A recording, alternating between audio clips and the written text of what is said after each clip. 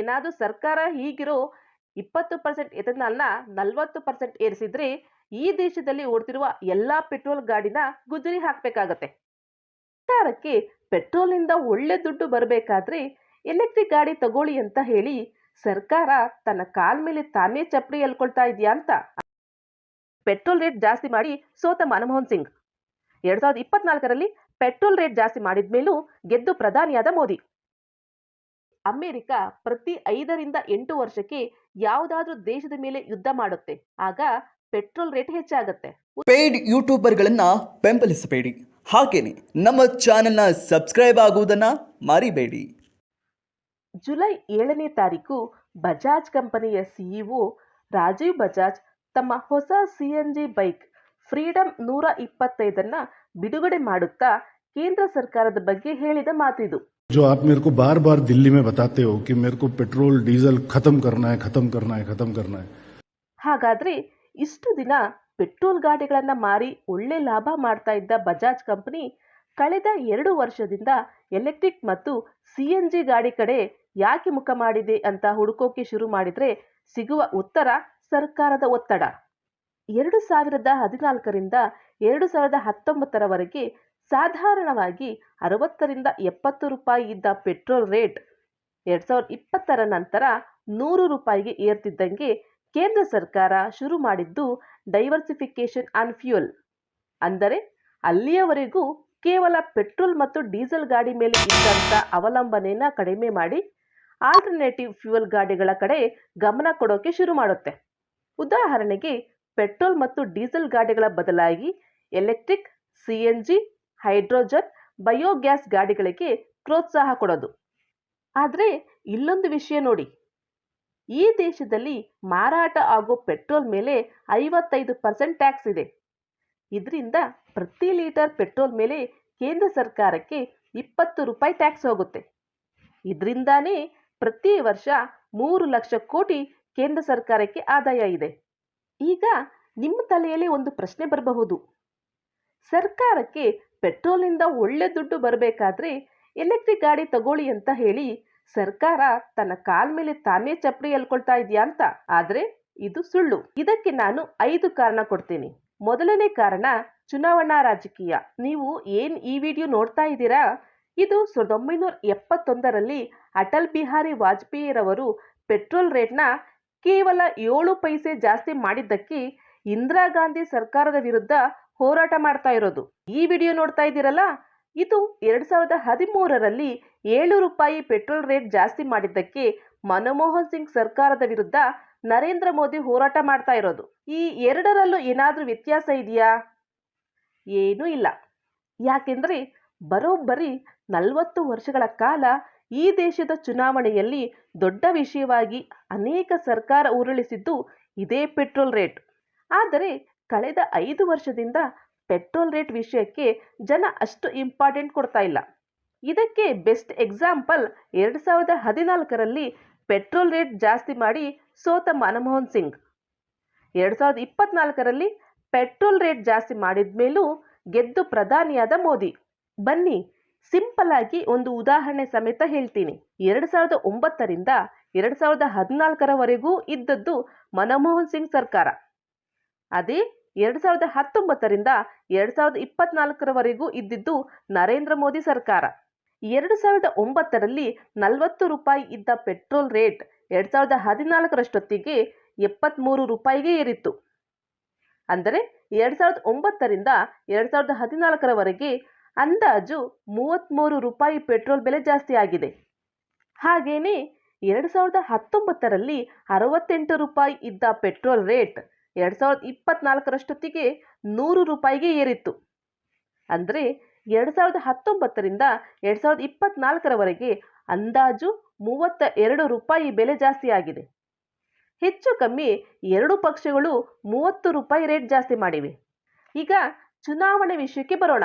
ಕಾಂಗ್ರೆಸ್ ಪಕ್ಷ 2009ರಲ್ಲಿ ಗೆದ್ದಿದ್ದು 206 ಲೋಕಸಭಾ ಸೀಟ್. ಅದೇ 2014ರ ಚುನಾವಣೆಯಲ್ಲಿ ಗೆದ್ದಿದ್ದು ಕೇವಲ 44 ಸೀಟ್. ಅಂದರೆ 2009ಕ್ಕೆ ಕಂಪೇರ್ ಮಾಡಿದ್ರೆ 2014ರಲ್ಲಿ 162 ಸೀಟ್ಗಳನ್ನ ಕಳೆದುಕೊಂಡಿತ್ತು. ಅದೇ ಬಿಜೆಪಿ ಪಕ್ಷ 2019ರಲ್ಲಿ ಗೆದ್ದಿದ್ದು 303 ಲೋಕಸಭಾ ಸೀಟ್. ಅದೇ 2024ರ ಚುನಾವಣೆಯಲ್ಲಿ ಗೆದ್ದಿದ್ದು 240 ಸೀಟ್. ಅಂದರೆ 2019ಕ್ಕೆ ಕಂಪೇರ್ ಮಾಡಿದರೆ 2024ರ ಚುನಾವಣೆಯಲ್ಲಿ ಬಿಜೆಪಿ ಕಳೆದುಕೊಂಡಿದ್ದು ಕೇವಲ 63 ಸೀಟ್ಗಳನ್ನು ಮಾತ್ರ. ಇದರಿಂದ 2024ರಲ್ಲಿ ವಾಪಸ್ಸು ನರೇಂದ್ರ ಮೋದಿ ಪ್ರಧಾನಿ ಆದರು. ಹಾಗಾದ್ರೆ ವಾಪಸ್ಸು ಅಧಿಕಾರಕ್ಕೆ ಬರಲು ಕಾಂಗ್ರೆಸ್ಗೆ ಆಗದೇ ಇದ್ದದ್ದು ಬಿಜೆಪಿಗೆ ಹೇಗೆ ಸಾಧ್ಯ ಅಂತ ನೋಡೋಕೆ ಹೋದ್ರೆ ಅದರ ಹಿಂದೆ ಕಾಣಿಸೋದು ಡೈವರ್ಸಿಫಿಕೇಶನ್ ಆನ್ ಫ್ಯೂಯಲ್. ನಾವು ಪೆಟ್ರೋಲ್ನ ಬೇರೆ ದೇಶಗಳಿಂದ ಆಮದು ಮಾಡಿಕೊಳ್ಳೋದ್ರಿಂದ ಪೆಟ್ರೋಲ್ ರೇಟ್ ಫಿಕ್ಸ್ ಮಾಡೋದು ನಮ್ಮ ದೇಶದ ಕೈಯಲ್ಲಿ ಇಲ್ಲ. ಆದ್ರಿಂದ ಸರ್ಕಾರಗಳು ರೇಟ್ ಜಾಸ್ತಿ ಮಾಡಿದ್ರೆ ಚುನಾವಣೆಯಲ್ಲಿ ಸೋಲ್ತಾವೆ, ರೇಟ್ ಕಡಿಮೆ ಮಾಡಿದ್ರೆ ಅದರ ಹೊರೆ ಸರ್ಕಾರದ ಖಜಾನೆ ಮೇಲೆ ಬೀಳುತ್ತೆ. 2009ರಲ್ಲಿ ಕಾಂಗ್ರೆಸ್ ಸರ್ಕಾರ ಚುನಾವಣೆಯಲ್ಲಿ ಗೆಲ್ಲಬೇಕು ಅಂತ ಪೆಟ್ರೋಲ್ ರೇಟ್ ಜಾಸ್ತಿ ಮಾಡಲಿಲ್ಲ. ಆಗ ಪೆಟ್ರೋಲ್ ಮಾರೋ ಕಂಪನಿಗಳಿಗೆ 1 ಲಕ್ಷ ಕೋಟಿ ನಷ್ಟ ಆಗತ್ತೆ. ಆ ದುಡ್ಡನ್ನ ಕಾಂಗ್ರೆಸ್ ಸರ್ಕಾರ ಸಬ್ಸಿಡಿ ಹೆಸರಿನಲ್ಲಿ ಕಂಪನಿಗಳಿಗೆ ಕೊಡುತ್ತೆ. ಆದ್ರೆ ಈ ತಪ್ಪನ್ನ ಬಿಜೆಪಿ ಸರ್ಕಾರ ಮಾಡಲ್ಲ. ಬದಲಾಗಿ ಎಲೆಕ್ಟ್ರಿಕ್ ಗಾಡಿಗಳಿಗೆ 45,000 ತನಕ ಸಬ್ಸಿಡಿ ಕೊಡುತ್ತೆ. ಇದರಿಂದ 2019ರಲ್ಲಿ ವರ್ಷಕ್ಕೆ ಕೇವಲ 28,000 ಸೇಲ್ ಆಗಿದ್ದ ಎಲೆಕ್ಟ್ರಿಕ್ ಗಾಡಿಗಳು 2024ರಷ್ಟೊತ್ತಿಗೆ ವರ್ಷಕ್ಕೆ 10 ಲಕ್ಷ ಗಾಡಿಗಳು ಸೇಲ್ ಆಗುವ ಮಟ್ಟಕ್ಕೆ ಏರುತ್ತೆ. ಇದರಿಂದ ಜನರಿಗೆ ದುಡ್ಡು ಉಳಿಸಬೇಕು ಅಂದ್ರೆ ಎಲೆಕ್ಟ್ರಿಕ್ ಗಾಡಿ ತಗೋಬೇಕು ಅನ್ನೋ ರೀತಿ ಆಗತ್ತೆ. ಇದರಿಂದ ಪೆಟ್ರೋಲ್ ವಿಷಯ ಚುನಾವಣೆಯಲ್ಲಿ ಅಷ್ಟು ಪ್ರಭಾವ ಬೀರಲಿಲ್ಲ. ಒಂದು ಮಾತು, ಇದು ಕೇವಲ ಮಾಹಿತಿಗಾಗಿ ಮಾತ್ರ. ಇಲ್ಲಿ ಯಾವುದೇ ಪಕ್ಷ ಅಥವಾ ವ್ಯಕ್ತಿಯ ಬಗ್ಗೆ ಪ್ರಮೋಟ್ ಮಾಡ್ತಿಲ್ಲ. ಎರಡನೇ ಕಾರಣ ವಿದೇಶಾಂಗ ನೀತಿ.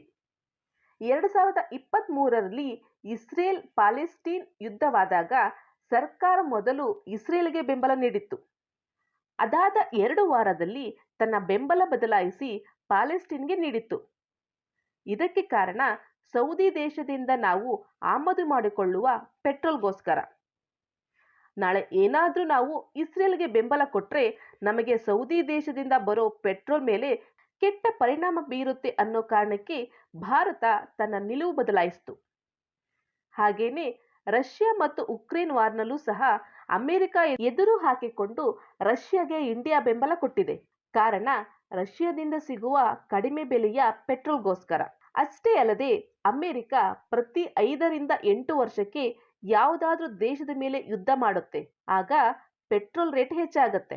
ಉದಾಹರಣೆಗೆ 2001ರಲ್ಲಿ ತಾಲಿಬಾನ್ ಮೇಲೆ ಯುದ್ಧ, 2003ರಲ್ಲಿ ಇರಾನ್ ಮೇಲೆ ಯುದ್ಧ, 2011ರಲ್ಲಿ ಲಿಬಿಯಾ ಮೇಲೆ ಯುದ್ಧ, 2021ರಲ್ಲಿ ರಷ್ಯಾ ಉಕ್ರೇನ್ ಯುದ್ಧ.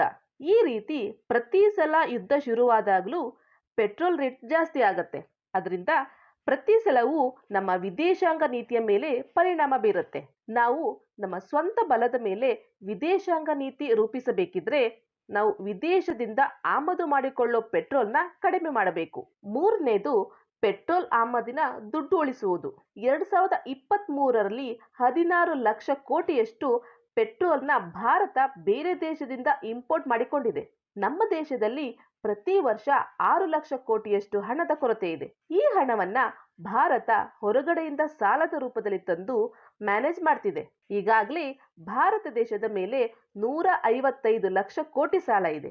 ಈ ಸಾಲಕ್ಕೆ ಪ್ರತಿ ವರ್ಷ 8 ಲಕ್ಷ ಕೋಟಿ ಬಡ್ಡಿ ಕಟ್ತಾ ಇದ್ದಾರೆ. ಇದೇ ರೀತಿ ಮುಂದುವರೆದ್ರೆ ಭಾರತದ ಆರ್ಥಿಕ ಪ್ರಗತಿ ಅಧೋಗತಿ. ಅದರಿಂದ ಹೇಗಾದ್ರೂ ಮಾಡಿ ಪ್ರತಿ ವರ್ಷ ಇಂಪೋರ್ಟ್ ಆಗುತ್ತಿರುವ 16 ಲಕ್ಷ ಕೋಟಿ ಪೆಟ್ರೋಲ್ನ ಕಡಿಮೆ ಮಾಡಲೇಬೇಕಿದೆ. ಈ ಮೂಲಕ ಹಣ ಉಳಿಸಿ ವ್ಯಾಪಾರದಲ್ಲಿ ಕೊರತೆ ಆಗುತ್ತಿರೋದನ್ನ ನಿಲ್ಲಿಸಬೇಕಿದೆ. 4ನೇದು ವಾಯುಮಾಲಿನ್ಯ. ಈಗಾಗಲೇ ದೇಶದ ರಾಜಧಾನಿ ದೆಹಲಿ ಗ್ಯಾಸ್ ಚೇಂಬರ್ ಆಗಿದೆ. ನೀವೇನಾದ್ರೂ ದೆಹಲಿಯಲ್ಲಿ ಉಸಿರಾಡೋದು ಒಂದೇ, 10 ಸಿಗರೇಟ್ ಸೇದೋದು ಒಂದೇ. ಪ್ರಪಂಚದಲ್ಲಿನ 10 ಅತಿ ಹೆಚ್ಚು ಮಾಲಿನ್ಯ ನಗರಗಳಲ್ಲಿ ಭಾರತದ 5 ನಗರಗಳಿವೆ.